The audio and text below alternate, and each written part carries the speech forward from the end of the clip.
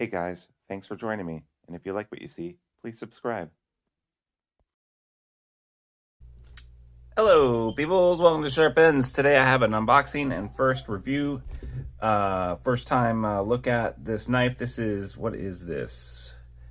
Not sure. MGR 8006TN. Maybe the name is inside. The reason why I got this is because I did my first half of the year review of budget knives, and someone suggested this knife to me. So I went ahead and got it. The price of it is going to come up right now, and you can also find a link for it in my description. This came highly recommended as maybe a budget knife of the year. So here we are. The other four knives that I recently reviewed together were the Sencut Pyrite, Echo, and Quivet. Sencut Serene. That's that name. So I'll put these up here in case I want to make any direct comparisons. If you want to watch that video, you can find a link down below. But the spoiler is that so far I like this knife the most, the Serene. I find to be really, really cool knife. So let's get to it. Let's open this up and see what this is about. Oops, I'm opening the wrong knife. Here we go. So, Moyarl, is that how you pronounce it? Okay. Nice milled clip. I'm really surprised. Oh, yeah. 14C28N. Great, great budget steel, in my opinion. A great steel. So this is just a regular hole. And let's see what this is. First off, this texturing on the G10 is really good. It's like peel ply. This is pretty cool how they have this liner back here, but then they have a slab construction, but they've done, instead of standoffs, they've done a full backspacer in the G10 as well, and it gives it really a nice aesthetic look. This knife is a little heavy.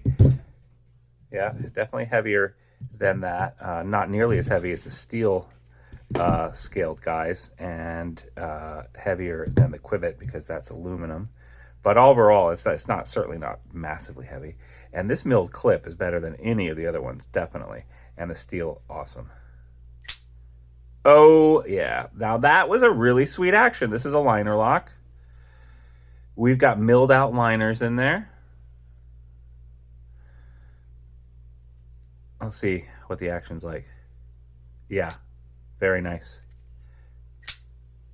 Oh, yeah. Yeah, thank you so much for suggesting it. It works very well with a thumb too. The hole is pretty good. The blade shape, I like that blade shape. What do you call that? I guess it would just be basically a drop point, right? And, you know, good choke up point here. Hold it back here too. Your hand really wants to choke up on this. The way the clip is, and it's milled, and it's so nice back here, and all these this nice countersunk hardware here. I assume that the pivot is locked in, and they've got their symbol here, Moyarl. I wish I knew how to spell that, but this is really cool. I wish I knew what the name of it was, but I think I've already put it up. I will, at the beginning of this video, I would have put up the name for it, okay? I'm impressed. This is pretty darn cool. Let's check out the sharpness, okay? And let's compare it to some other things as far as length. So first, lengthwise, Pyrite. Overall, just a little bit bigger. A little bit more of a cutting edge, maybe actually the same amount of cutting edge when you take geometry into account. And the handle just a little bit bigger. Of course not. And then let's compare it to the Sencut. Sencut's a full body knife, so I assume that it's bigger. Yeah, definitely bigger. Handles are about the same size as the Sencut. But the blade on the Sencut Serene is just bigger. And then it's going to be overall much bigger than the Quivet, I can just tell. because the Quibbit was the smallest one before. Sure, it hasn't grown. So yeah, Quibbit, definitely. The Quibbit actually, I don't remember the Quibbit being this big, but it, given the blade shape too, is all kind of seen. But this has more belly. It has a nice amount of belly. I mean, I guess it's a drop point, but it's got a nice amount of belly, which is actually really, I like that. That's going to make it nice and slicey. Let's look how thin it is behind. It looks like it's a true 1/8 inch, whereas everything else here, I think this is more like 3/16. Or not, this might be 3/16. This might be a 1/4 inch. Let's see. So we've got an 1/8 inch, a true 1/8 inch here, and then this is going to be 3/16. And then this is, yeah, 3/16. And then the blade length. So the finish on this, I like how you've got the belt sand here and then stone washed here. How do they do that? I guess they stone wash the whole thing and then they belt sand that off flat. I think this is stone wash. But that's really nice. I like how it has the 2 different finishes on it. That's pretty great. All of these have one finish on the whole blade. Interesting, interesting. So we have 3 inches of cutting edge, but the overall blade length is 3 1/4.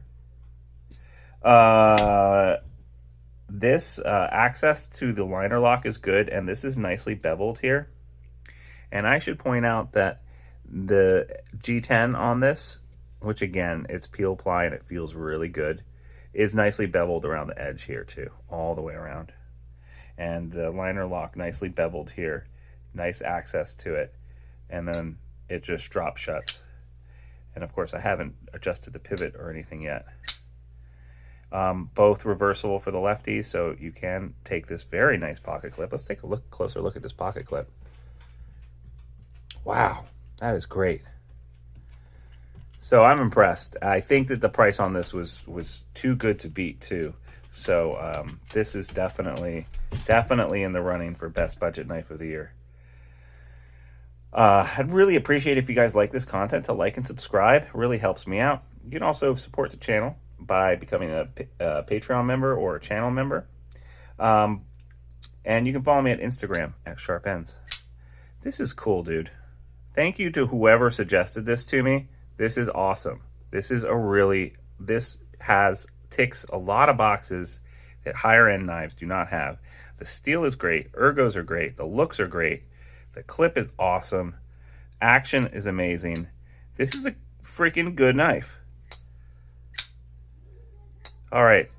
All right, guys. Have a great rest of your week. I'll see you later. Bye-bye now.